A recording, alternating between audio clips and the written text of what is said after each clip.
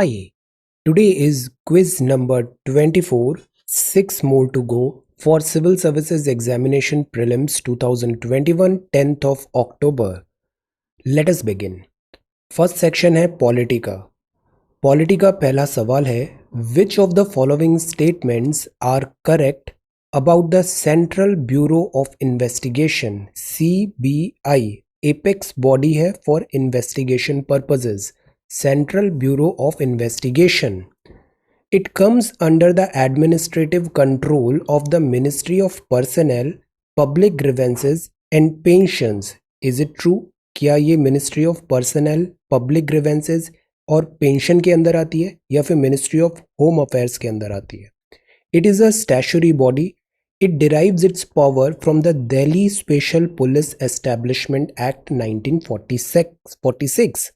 So you have to tell इन तीनों में से कौन सा करेक्ट स्टेटमेंट है. तो जो फर्स्ट स्टेटमेंट है, ये जो सीबीआई होती है, CBI ministry of home affairs के अंदर नहीं होती है. सीबीआई होती है ministry of personal, public grievances and pensions के अंदर. ये एक स्टैचुटरी बॉडी नहीं है. This is not a statutory body.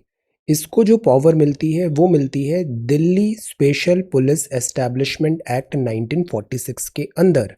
So right option क्या होगा यहाँ पे? फर्स्ट करेक्ट है और थर्ड करेक्ट है. So the right answer is C, 1 and 3 only. This is true.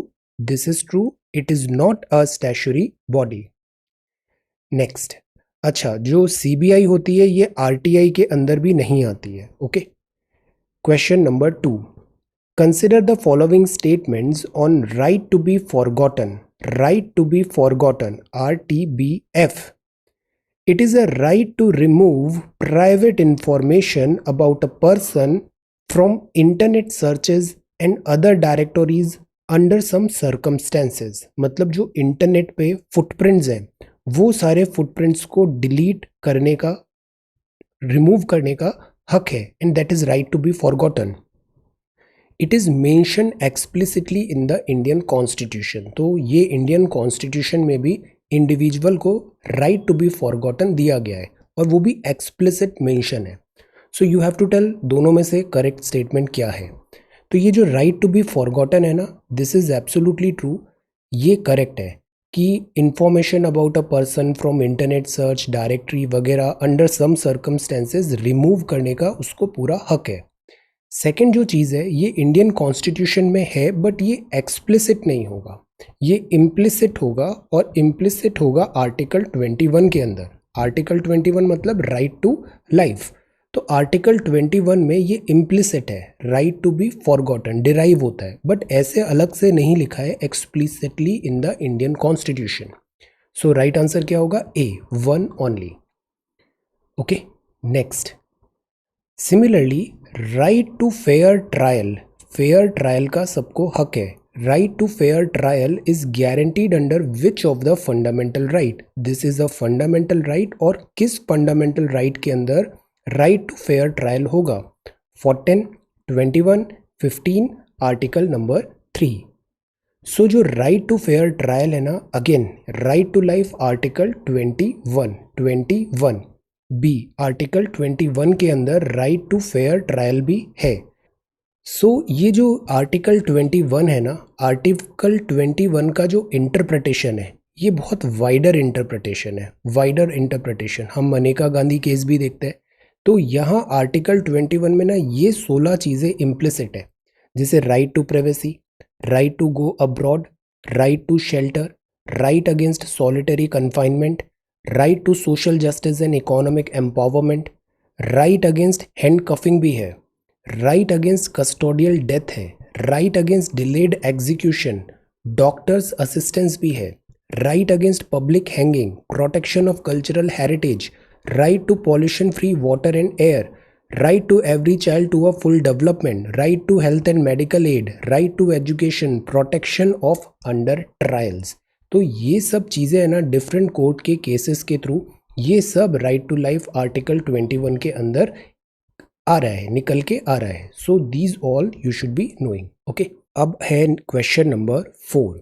Safe harbour protection was sometimes seen in the news which of the following act facilitates safe harbour protection? Safe harbour protection, इसको हमने newspaper videos में multiple times discuss किया है। Safe harbour protection, तो ये किससे linked है? IT act 2000, fugitive economic offenders act of 2018, India से कोई बाहर भाग गया, extradition act of 1962, goods and services act of 201, 2011, 2017, in fact 2017। So you have to tell इनमें से करेक्ट क्या है। ये जो सेफ हार्बर प्रोटेक्शन क्या होता है, जैसे कोई एक प्लेटफॉर्म प्रोवाइडर है, ट्विटर पे बहुत सारे लोग ट्वीट कर रहे हैं, तो जो वो ट्वीट कर रहे हैं ना, उसकी रिस्पॉन्सिबिलिटी ट्विटर की नहीं है, जिसने ट्वीट किया है उसकी है। तो जो Twitter as a intermediary platform provider, service provider, उसको सेफ गार्ड मिला है, safe harbour protection. So this is within information technology act of 2000। अभी मिस्टर डोनाल्ड ट्रंप के टाइम पे भी ये सेफ हार्बर प्रोटेक्शन काफ़ी न्यूज़ में आया था। So this is IT act 2000 section 79 में ये मेंशन है। So this is number 4। अब बात करते हैं फूड कॉरपोरेशन ऑफ इंडिया का, FCI, very important body. With reference to the food corporation of India, consider the following statements. It functions under the ministry of agriculture and farmers welfare. Ministry of agriculture and farmers welfare, ये एक statutory body है। So you have to tell FCI से related ये दोनों में से कौन से स्टेटमेंट ट्रू हैं। तो जो सेकंड स्टेटमेंट है, ये एक स्टैट्यूटरी बॉडी है। स्टैट्यूटरी का मतलब होता है एक्ट ऑफ पार्लियामेंट, तो एक्ट ऑफ पार्लियामेंट से फूड कॉरपोरेशन ऑफ इंडिया बना था, एब्सोल्युटली ट्रू। बट जो पहला स्टेटमेंट है कि ये वर्क करती है under this ministry of agriculture and farmers welfare, तो ये गलत हो जाता है। बिकॉज जो फूड कॉरपोरेशन ऑफ इंडिया है, ये एक्ट करती है department of food and public distribution under ministry of consumer affairs, ministry of consumer affairs, ना कि एग्रीकल्चर एंड फार्मर्स वेलफेयर। तो फर्स्ट स्टेटमेंट इज रॉन्ग और सेकंड ट्रू है, बिकॉज FCI एक्ट 1964 के अंदर ये एक स्टैट्यूटरी बॉडी है। So this is fifth question और ये हुआ पॉलिटी का सेक्शन।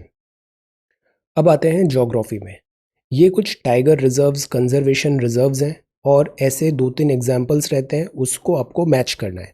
ये भी बहुत फ्रिक्वेंट है, लगभग हर साल ऐसे सवाल आए हैं। नागरहोल टाइगर रिजर्व, क्या ये कर्नाटका में है? पक्के टाइगर रिजर्व तो फेवरेट है UPSC का, क्या ये असम में है? नामेरी नेशनल पार्क क्या अरुणाचल प्रदेश में है? ये हैं टाइगर रिजर्व। टाइगर रिजर्व में भी जो नॉर्थ ईस्ट के टाइगर रिजर्व है ना, they are very probable to be asked. North east और कुछ यहाँ पे साउथ वेस्टर्न घाट्स के। नागरहोल टाइगर रिजर्व है कर्नाटका में, पक्के टाइगर रिजर्व है अरुणाचल में, नामेरी नेशनल पार्क है असम में। तो 2 और 3 तो रॉन्ग हो गए, तो right option is 1 only, A 1 only. Nagarhole Karnataka, ये गलत और ये भी गलत। नेक्स्ट, अक्सर ये वर्ड काफ़ी न्यूज़ में चल रहा है, doomsday glacier.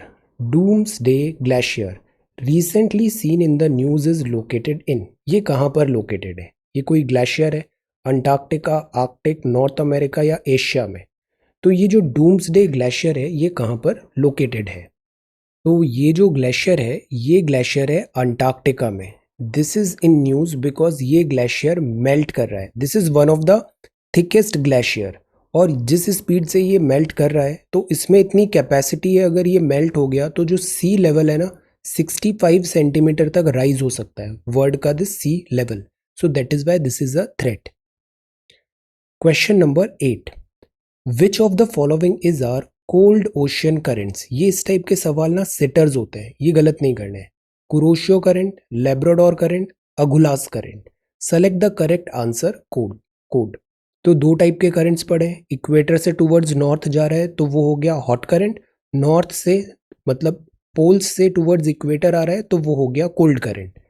Kuroshio, Labrador, Agulhas. Labrador तो हमें पता है यहाँ से गल्फ स्ट्रीम आती है, यहाँ से लेब्राडोर है, तो लेब्राडोर तो कोल्ड ओशियन करंट है।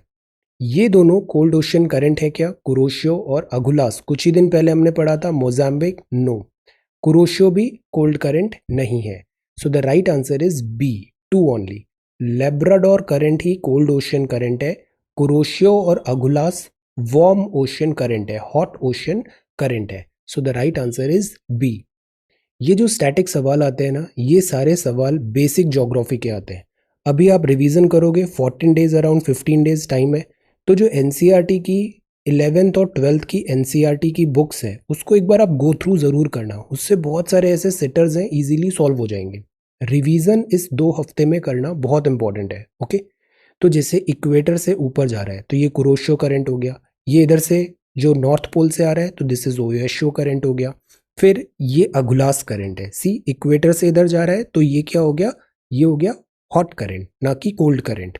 जबकि जो लैब्राडोर है वो यहां से आ रहा है, Labrador Greenland, so this is cold current. Okay, ये भी एनसीईआरटी का ही डायग्राम है, एनसीईआरटी क्लास 11th का physical geography, have a look. ये सारे करंट्स पता होने चाहिए, Benguela, Agulhas et cetera. Okay, next, which of the following is a type of micro irrigation. ये भी फेवरेट टॉपिक है, हर साल माइक्रो इरिगेशन से रिलेटेड कुछ सवाल आया है, इरिगेशन से रिलेटेड।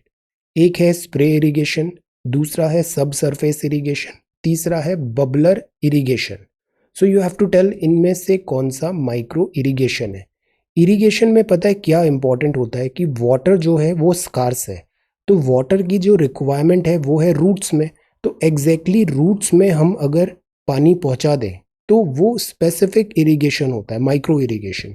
स्प्रे, सब सरफेस, बबलर इरिगेशन, तो ये जो तीनों के तीनों है ना, ये तीनों के तीनों एक टाइप है दिस माइक्रो इरिगेशन के। माइक्रो इरिगेशन, सी, स्प्रे इरिगेशन तो हमें पता है, ऐसे स्प्रिंकलर स्प्रे हो रहा है। सब सरफेस इरिगेशन अगेन उसकी जड़ों पे ऐसे आ रहा है। ये बबलर होता है, जैसे ये ड्रिपर है, ड्रिपर से ऐसे डिप डिप करके पानी गिर रहा है, बबलर कुछ इस टाइप का शेप होता है और इस टाइप से ये भी एक ड्रिप इरिगेशन का पार्ट है। तो ऑल थ्री, स्प्रे इरिगेशन, सब surface irrigation and bubbler irrigation, ये तीनों के तीनों है माइक्रो इरिगेशन के टाइप्स। इसका एक और अच्छा एग्जाम्पल है, जैसे ये फोटोग्राफ देखिए, ये जो है ना, ये सब सरफेस इरिगेशन हो रहा है, ऐसे ड्रिप के एग्जैक्टली जहां रिक्वायरमेंट है वहां पे पानी सप्लाई हो रहा है। So this is also an example of sub surface irrigation. Okay, next, अब ये वर्ड है XC2 conservation. Which of the following are the XC2 conservation method. Seed banks है, सैक्रेड ग्रूव्स है, बोटैनिकल गार्डन्स है, या फिर cryo preservation of gametes. Cryo मतलब temperature is very less, cryo preservation of gametes. तो XC2 क्या होगा, हमें पता है इन मतलब जहां पर कंजर्वेशन करना है एग्जैक्टली वहीं पे उस स्पीशीज को कंजर्व किया जा रहा है। एक्स मतलब एग्जिट, स्पीशीज को कहीं बाहर ले जाके उसका कंजर्वेशन हो रहा है। तो XC2 कंजर्वेशन क्या है। सीड बैंक्स मतलब जो सीड्स हैं उसका एक बैंक हो गया आउटसाइड जहां पे रिपोजिटोरी बनी हुई है। सैक्रेड ग्रूव्स बोटैनिकल गार्डन, जैसे वेस्ट बंगाल में दिस कोलकाता में बोटैनिकल गार्डन है, वहां पर उसको कंजर्व किया जा रहा है उस स्पीशीज को उधर लाके। क्रिप्टो प्रिजर्वेशन ऑफ गैमेट्स में भी XC2 हो रहा है, उसके प्रिजर्व कर रहे हैं दिस वेरी लो टेम्परेचर पे। बट जो सैक्रेड ग्रूव्स होता है, सैक्रेड ग्रूव्स क्या होता है, कुछ पैच ऑफ फॉरेस्ट होता है, तो वहाँ की जो सोसाइटी है, ट्राइब है, एरिया के जो लोग हैं वो उसको काफ़ी पूजा करते हैं वहाँ पे, तो वो सैक्रेड माना जाता है। तो वो सैक्रेड ग्रुप जो होता है ना वो इन सीटू कॉन्जर्वेशन होता है बजाय XC2। So the right answer here is B 134, seed bank, botanical garden and crypto preservation of gametes. Okay, ये और भी कुछ एग्जाम्पल हैं इसके, जैसे बायोडाइवर्सिटी कंजर्वेशन में इन सीटू क्या है, protected area, national park, sanctuary, biosphere reserve, sacred forest and lakes. XC2 में सीड बैंक, जीन बैंक, या फिर captive breeding, animal translocation, tissue culture, cryo preservation, botanical garden, zoological garden, ये सब है XC2 और इन सीटू ये है।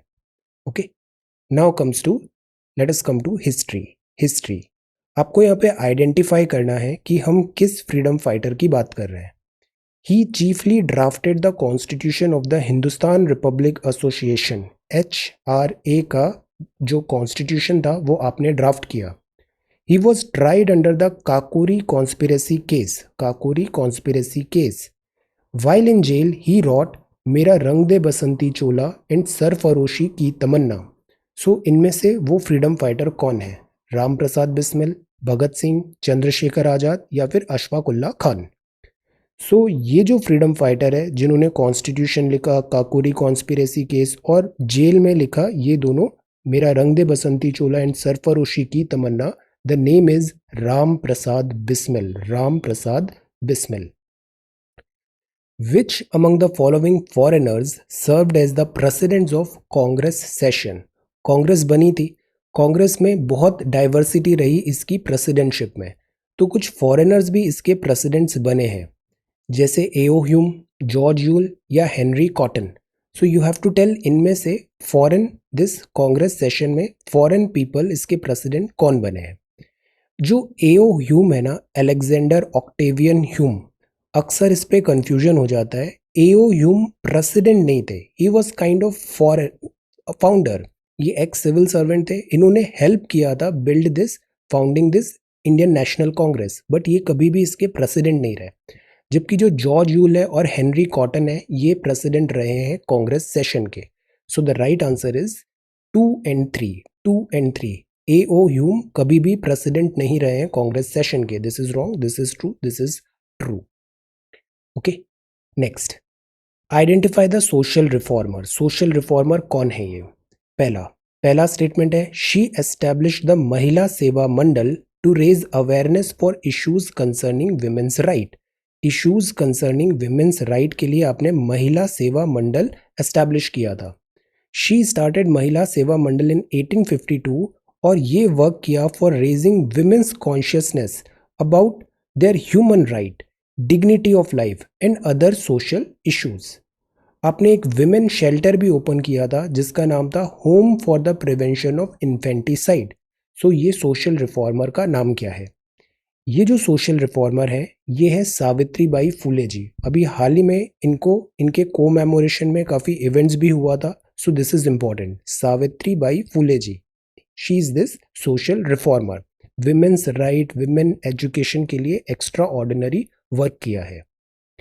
14th, consider the following statements. He was born in the city of Varanasi, Uttar Pradesh. Again identify करना है आपको. He was a 15th century mystic poet, saint and social reformer and a proponent of the भक्ति movement. तो भक्ति movement के आप एक proponent थे भक्ति मूवमेंट के. His verses are found in Sikhism scripture Guru Granth Sahib as well. He was best known for his two-line couplets, दोहे. He was best known for his two-line couplets. So you have to tell ये person कौन है. Above statements reflect which of the following personality. तो ये जो भी trades हैं, ये जो भी बातें लिखी है स्टेटमेंट्स, ये पर्सनैलिटी है संत कबीर दास का. Sant Kabir Das, born in city of Varanasi, 15th century mystic poet है. जो वर्सेस हैं वो सिखिज्म स्क्रिप्चर में भी हैं और कबीर के दोहे तो वर्ल्ड फेमस है. So this is Sant Kabir Das. Then 15th है, which of the following journals is are published by doctor B R Ambedkar साहब. तो बाबा साहब ने इनमें से कौन से जर्नल पब्लिश किए हैं? मूकनायक, बहिष्कृत भारत, समता. मूकनायक, बहिष्कृत भारत, समता. तो ये जो तीनों के तीनों जर्नल्स हैं, ये तीनों journal published by doctor B R Ambedkar है. So the right answer here is D 1, 2 and 3, all 3, Mooknayak, Bahishkrit Bharat and Samata. So this completes history. Now let us come to economics. Economics का पहला सवाल है, based on which of the following factors does gender development index measure gender gap in human development. एक आया था human development index, फिर इसमें यह देखा गया कि जो जेंडर गैप है सोसाइटी में ये उसको गेज भी नहीं कर रहा है, तो हमें एक जेंडर डेवलपमेंट इंडेक्स चाहिए. अब इस जेंडर डेवलपमेंट इंडेक्स के पैरामीटर्स क्या है? Healthy life, knowledge, command over economic resources. तो बेसिकली जो सोसाइटी में डिफरेंसेस है वो डिफरेंसेस इन तीनों पैरामीटर से चेक होता है कि हेल्दी लाइफ मतलब लाइफ एक्सपेक्टेंसी में मेन विमेन क्या डिफरेंसेस हैं, ये मेजर होगा one parameter, healthy life. Knowledge area में एजुकेशन कितना मिल रहा है, ये सेकंड पैरामीटर है. थर्ड है कि पार्टिसिपेशन इकोनॉमिक एक्टिविटी में, गवर्नेंस में, एडमिनिस्ट्रेशन में, उसमें विमेन रिप्रेजेंटेशन कितना है. इन तीनों फैक्टर से बनता है gender development index. So the right answer is D, healthy life, knowledge, and command over economic resources. All right. Next, consider the following statements regarding the currency depreciation in India. एक word होता है currency depreciation. रुपी की demand नहीं हो रही है, ज़्यादा demand dollar strong हो रहा है, तो रुपी डेप्रिशिएट होने लग जाता है. ये डिवैल्यूएशन नहीं है, ये डेप्रिशिएशन है. Currency depreciation increases the countries export activity. तो मतलब रुपी कमज़ोर हो गया, रुपी 100 का हो गया $1, तो हमारा जो एक्सपोर्ट है वो कॉम्पिटिटिव हो जाएगा. True. Travel to India gets costly, people receiving remittance from abroad are gainers. जैसे पहले $1 भेजते थे तो वो 70 का आता था, अब $1 75 का हो रहा है, तो जो रेमिटेंस इंडिया में भेज रहे हैं उनको फायदा होगा. People receiving remittance from abroad, India में जो रिसीव कर रहे हैं from abroad, they are gainers. True. Export activity, true. Depreciation increase करेगा countries export activity. Travel to India gets costly, no. In fact travel to India सस्ता हो जाएगा. That is by बहुत सारे फॉरेनर्स इंडिया आते हैं यूएस वगैरह से, बिकॉज इंडिया में tourism is cheaper. Travel to India gets cheaper. तो ये गलत हो गया, ये ट्रू है, ये ट्रू है. So the right option here is C, 1 and 3. All right.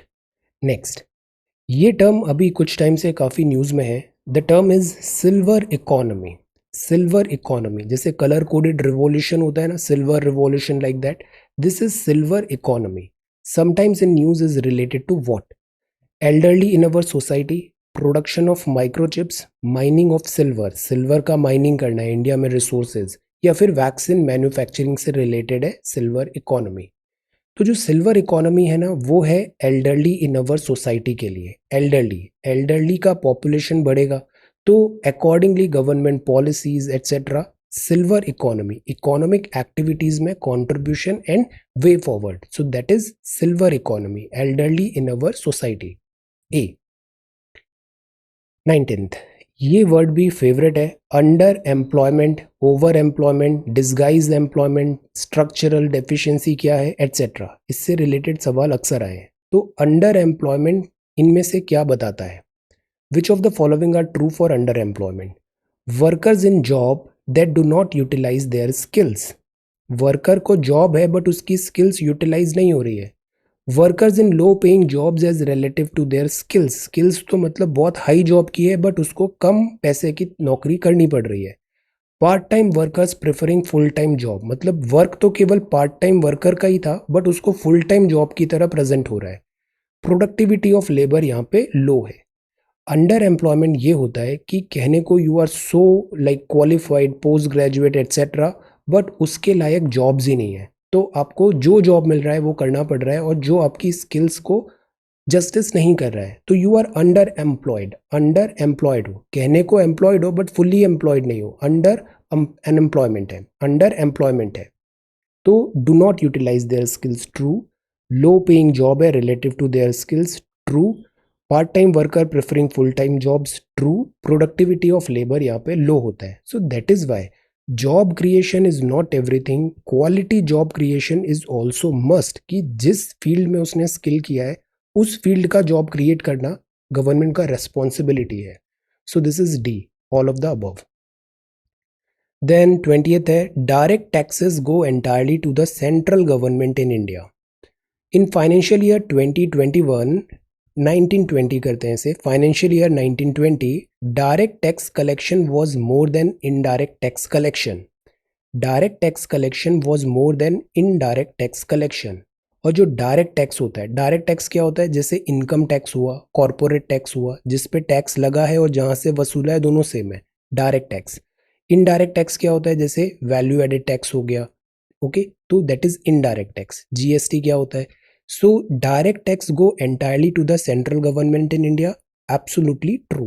जो डायरेक्ट टैक्स है, income tax, corporate tax etcetera, वो सेंट्रल गवर्नमेंट के पास जाता है और फिर 280 से उसका दिस डिवॉल्यूशन होता है. जो डायरेक्ट टैक्स होता है ना, पिछले कुछ टाइम से देख रहे हैं 51-52% टोटल हो रहा है इनकम टैक्स और कॉर्पोरेट टैक्स. तो obviously this is greater than indirect tax. So दोनों के दोनों स्टेटमेंट्स यहाँ पे एब्सोल्युटली ट्रू है. True and true. Okay, now let us come to current affairs. Current affairs में ये टॉपिक काफ़ी न्यूज़ में है अभी. E100 pilot project sometime seen in news is related to what? E100, ये आज ही कल में हमने न्यूज़पेपर में भी पढ़ा था, E100 pilot project. Promotion of biofuels है, सोलर पैनल्स है, fabrication of lithium ion batteries है, या फिर डिस्ट्रीब्यूशन ऑफ ई रिक्शाज है। तो हमारे यहाँ सबसे बड़ी प्रॉब्लम क्या होती है कि जो प्रेजेंट फ्यूल है, फॉसिल फ्यूल है, we are not independent, import कराना पड़ता है और उससे करंट अकाउंट डेफिसिट हो जाता है। तो जो E100 पायलट प्रोजेक्ट है, इसमें यह है कि आप बायोफ्यूल्स को बढ़ाओ, अप टू 10% से ज़्यादा दिस मिक्स करेंगे हम फॉसिल फ्यूल में बायोफ्यूल। तो इससे जो फॉसिल फ्यूल है उसका requirement import substitution kind of हो रहा है। तो this is about promotion of biofuel. A, promotion of biofuels. Next, ये बात है ordnance factory board consider the statements. Ordnance, यहाँ पे आई नहीं लिखा है, आई होता तो ये 123213 हो जाता। This is ordnance factory board, आयुध। Ministry of heavy industry is the nodal ministry responsible of OFB, because government अभी इसका प्राइवेटाइजेशन, कॉर्पोरेटाइजेशन की भी बात कर रही है, OFB। तो मिनिस्ट्री ऑफ हैवी इंडस्ट्री है, आयुध वगैरह बनाती है ये machines. It is headquartered in Kolkata, Kolkata में है बजाय New Delhi Bangalore. It is headquartered in Kolkata. So you have to tell correct क्या है। पूरे इंडिया में बहुत सारी दिस ऑर्डिनेंस फैक्ट्रीज हैं, इसका जो हेडक्वार्टर है वो कोलकाता में है। तो second statement is absolutely true. But जो फर्स्ट स्टेटमेंट है उसमें लिखा था ministry of heavy industries, but ordnance जो बन रहा है वो डिफेंस के अंदर आ रहा है। तो जो OFB है वो डिफेंस मिनिस्ट्री के अंदर आएगा बजाय मिनिस्ट्री ऑफ हैवी इंडस्ट्री। सो ये गलत हो गया, ट्रू सेकंड है। तो राइट ऑप्शन हो गया 2 only. This comes under defence बजाय heavy industry. So the right answer is B, 2 only. Next, ये है blue dot network. US led बहुत सारी कोalitions अभी पिछले कुछ टाइम पे न्यूज़ में आई है, और सबका जो थीम है ना वो है चाइना की हेजेमनी को काउंटर करना। It is jointly launched by USA, Japan, Australia and India to counter China's Belt and Road Initiative, Blue Dot Network. It is an initiative that aims to bring government, private sector, civil society together to promote high quality, trusted standards for global infrastructure development. Word में अभी deficiency किसकी है? Infrastructure की। तो infrastructure development के लिए every stake holder को यहाँ पे टुगेदर आएंगे और हाई क्वालिटी और ट्रस्टेड दिस इंफ्रा डेवलपमेंट होगा, और इन अ वे ये काउंटर भी करेगा चाइना का belt and road initiative. But यहाँ USA है, जापान है, ऑस्ट्रेलिया है, बट इंडिया नहीं है यहाँ पे ब्लू डॉट नेटवर्क में। So the right answer here is B 2 only. India जो है ना नॉन अलाइनमेंट मूवमेंट का परफेक्ट एग्जाम्पल है। एक तरफ तो हम क्वाड में भी हैं, क्वाड मतलब हम चाइना को काउंटर कर रहे हैं, दूसरी तरफ हम शंघाई कोऑपरेशन में भी हैं, शंघाई कोऑपरेशन के इनिशिएटिव्स वगैरह, मतलब we are working in collaboration with China as well. India एक परफेक्ट एग्जाम्पल है नॉन अलाइनमेंट मूवमेंट का। हमारी फॉरेन पॉलिसी इंडिपेंडेंट और सोवरेन रहती है। So this is 2, B only. Which of the following method is use to treat oil spills in the sea. अक्सर ये news आता है, अभी श्रीलंका में यहाँ पे ऑयल स्पिल हो गया था। इससे क्या होता है? एनवायरमेंटल डैमेज होता है। तो हम उसको कैसे ठीक करें ऑयल स्पिल को? कोई बायोलॉजिकल एजेंट करें? Yes, this is very common. Bacterias या इस टाइप के कुछ बायोलॉजिकल हम वहाँ पे स्प्रेड कर देते हैं और वो इस ऑयल स्प्रेड ऑयल को ईट कर लेते हैं और ऑयल क्लीन हो जाता है। ट्रू। केमिकल डिस्पर्जेंट होता है जिससे ऑयल फैल जाता है बहुत, फिर अपने आप उसे नेचर हील कर देगा, तो डिस्पर्जेंट। स्किमिंग क्या होता है? स्किमिंग मतलब ऊपर ऊपर से ऐसे परत निकाल लेना, तो वो भी करते हैं। सॉर्बेंट्स, सॉर्बेंट्स क्या? एब्जॉर्ब कर लेते हैं उसको, फिर अपन खाली कर देंगे, ये भी ट्रू है। इन सीटू बर्निंग ये भी होता है, जहाँ जहाँ ऑयल फैला है वहाँ पे आग लगा दो, थोड़े टाइम पे ऑयल आग के साथ खत्म हो जाएगा, तो ओशियन क्लीन हो जाएगा। तो biological agent, chemical dispersant, skimming, sorbents, in situ burning, ये सारी टेक्निक्स हैं जो हम यूज करते हैं to treat oil spills. Okay, next, ये बात है मियावाकी मेथड। ये क्या है? कोई टेक्नोलॉजी है क्या ये? Miyawaki method sometimes seen in news is related to what? क्या जो वेस्ट है उसको ट्रीट किया जाएगा? वेस्ट वाटर अक्सर रिवर में आता है। ये अफॉरेस्टेशन, जंगल लगाने की टेक्निक है। वाटर स्टोरेज का टेक्निक है मियावाकी। ट्रेडिशनल सिस्टम है कोई मेडिसिन का, जापान का, Miyawaki. So what is true? ये ट्रू नहीं है, ये भी ट्रू नहीं है, ये भी ट्रू नहीं है।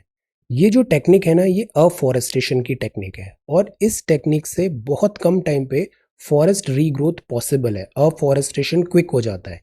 तो ये है जापान का ही जापानीज बॉटनिस्ट अकीरा मियावाकी ने इसको इन्वेंट किया था। इसमें क्या बहुत सारी स्पीशीज़ ना आसपास लगा देते हैं, हाई डेंसिटी में लगाते हैं, तो वो ज़्यादा न्यूट्रिएंट्स होता है और एक दूसरे की न्यूट्रिएंट रिक्वायरमेंट को वो फुलफिल भी कर देती है। तो इससे जो फॉरेस्ट उगने में 300 साल लगने थे वो 30-35 साल में उतना डेंस फॉरेस्ट ग्रो हो जाता है। 10 टाइम्स फास्टर होता है, वो CO2 भी ज़्यादा एब्जॉर्ब करेगा, डेंसिटी भी ज़्यादा होगी। तो world is battling with deforestation, तो दिस मियावाकी फॉरेस्ट जो है ना, ये एक्सेलेंट ऑप्शन दिख रहा है कि 30-35 ईयर में ही हम एक डेंस फॉरेस्ट डेवलप कर लेंगे। तो फॉरेस्ट डिपार्टमेंट भी इसमें काफ़ी इंटरेस्ट ले रहा है। So this is Miyawaki method of forestation technique. So this completes 25 MCQs in 25-30 minute. Score कैसा हुआ tell, and thank you so much for watching this video. Take care, study well, and be safe.